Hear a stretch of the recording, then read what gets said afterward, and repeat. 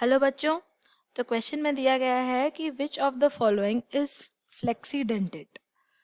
Option 1 में दिया गया है CO, ऑप्शन 2 में दिया गया है EN, option 3 is EDTA and option 4 is CL यानी कि क्लोरिडो।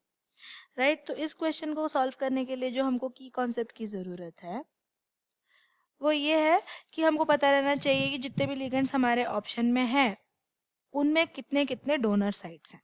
अब जैसे कि अगर हम कार्बोनिल की बात करें तो कार्बोनिल जो है वो एक पाई एसिड एक्सेप्टर लिगेंड है, यानी कि ये क्या करता है, बैक बॉन्डिंग करता है मेटल के साथ। यानी कि पहले तो वो मेटल को लिगेंड देगा, फिर उससे मेटल थोड़ा सा लेगा, तो यहाँ पे एक काइंड ऑफ डबल बॉन्ड बन जाता है जिसको हम बैक बॉन्डिंग कहते हैं। तो एनीवेज इससे हमको क्या पता चल रहा है कि इससे हमको यही पता चल रहा है कि जो कार्बोनिल है उसके पास सिर्फ एक ही डोनर साइट है, वन डोनर साइट, तो ये मोनोडेंटेट है। अब जो सेकेंड वाला हमको दिया गया है वो है इथिलीन डायमीन। तो इसका स्ट्रक्चर अगर देखें तो वो कुछ इस तरीके से है। यहाँ पे एक NH2 है, यहाँ पे एक NH2 है ना। तो ये एक डोनर साइट है और ये एक डोनर साइट है, यानी कि 2 डोनर साइट्स यहाँ पे प्रेजेंट है। तो इसको हम कह सकते हैं कि ये बाइडेंटेट है ना।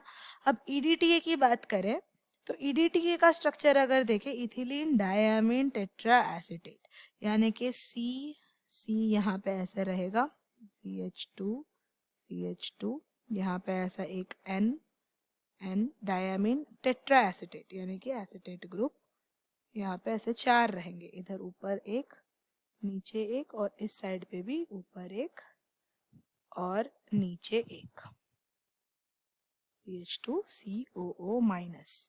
तो अभी यहाँ पे अगर देखें तो इसके पास जो है 6 डोनर साइट है। तो क्योंकि इसके पास 6 डोनर साइट है तो ये हो गया हमारा हेक्साडेंटेट लिगेंड। हेक्साडेंटेट या पॉलीडेंटेट में भी काउंट कर सकते हैं।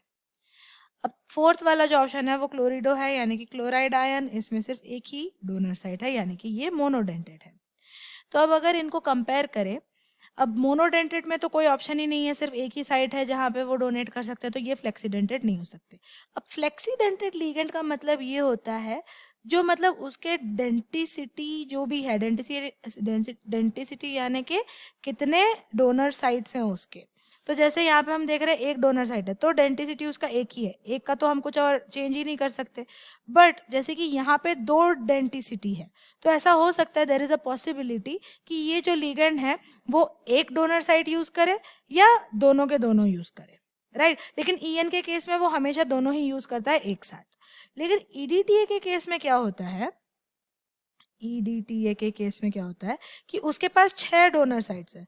तो कभी कभी क्या करता है वो 2 डोनर साइट्स यूज करता है, कभी कभी 3, कभी 4, कभी 5 और कभी कभार पूरे 6 के 6 डोनर साइट्स यूज कर लेता है ना।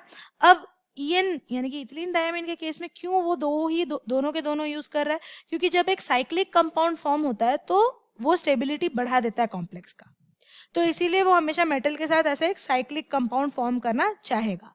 अब EDTA के केस में क्या हो रहा है कि मेटल के साथ अगर वो 2 डोनर साइट यूज कर रहा है तो भी साइक्लिक बन रहा है, अगर 3 डोनर साइट यूज कर रहा है तो भी साइक्लिक बन रहा है, और 6 अगर यूज कर रहा है तो भी साइक्लिक बन रहा है।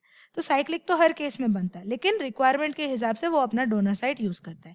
इसीलिए हम कह सकते हैं कि जो EDTA है दैट इज अ फ्लेक्सीडेंटेड लिगेंड, यानी कि उसका जो डेंटिसिटी है दैट इज फ्लेक्सिबल। तो इसीलिए option 3 will be the correct answer. I hope you understand the solution. Thank you.